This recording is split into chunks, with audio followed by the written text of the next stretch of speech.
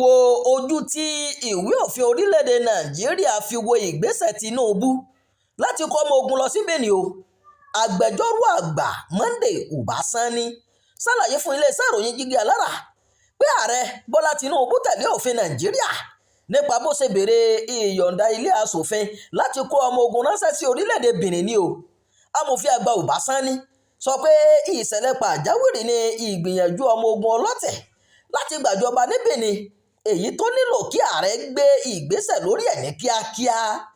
Ó ní ilé aṣòfin tó ń ṣojú aráàlú gbọ́dọ̀ ṣe àgbéyẹ̀wò ìgbésẹ̀ ààrẹ láti mọ̀ bóyá nǹkan tí kò ní ṣe àkóbá fún orílẹ̀-èdè náà ni o, bẹ́ẹ̀ tí kò sì tún ní ṣe àkóbá fún orílẹ̀-èdè Nàìjíríà kó tó di pé wọ́n buwọ́ lu ẹ̀bẹ̀ ààrẹ Bọ́lá Tinubu. Kò sí ẹni tó ń retí wípé àwọn ọmọ ogun ọlọ́tẹ̀ yóò gbìyànjú láti dìtẹ̀gbàjọba, òjijì ló ṣẹlẹ̀, àti pé orílẹ̀-èdè Benin ló wà lẹ́gbẹ̀ẹ́ Nàìjíríà o, èyí tó túmọ̀ sí pé irú nǹkan báyìí lè ṣẹlẹ̀ ní Nàìjíríà náà tó bá ń ṣẹlẹ̀ nírú orílẹ̀-èdè Benin.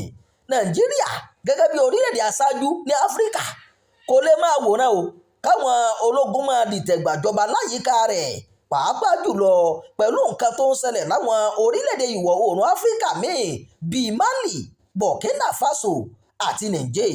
Amòfin Ubasanni ló sọ bẹ́ẹ̀ o. Agbẹjọ́rò àgbà náà fi kún ọ̀rọ̀ rẹ̀ pé kì í ṣe pé àwọn ọmọ ogun Nàìjíríà tó ń lọ sí Benin kò ní padà wálé mọ́ o.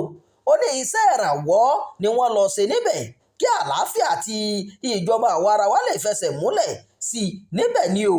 Agbẹjọ́rò Ubasanni sọ pé ìgbésẹ̀ tó ṣe pàtàkì ni ààrẹ Tinubu gbé o, torí àwọn ọmọ ogun ọlọ́tẹ̀ ṣe fẹ́ gbàjọba nílùú Benin ó léwu púpọ̀ fórílẹ̀-èdè náà àti orílẹ̀-èdè Nàìjíríà. Ìròyìn yàjóyàjó fún ti àkókò yìí kò ní jù báyìí lọ. Ẹ má gbàgbé láti darapọ̀ mọ́ ìkànnì yìí, ẹ máa pín ká, ẹ máa fèròǹgbà yín sábàlá àríwísí o. Imam Abdulwaheed ló ti ń jábọ̀ ìròyìn.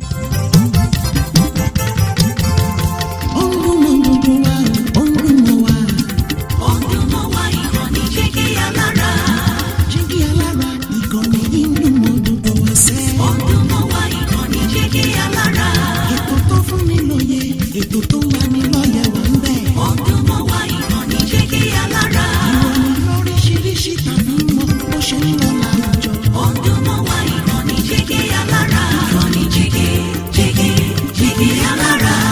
Jígí Alára.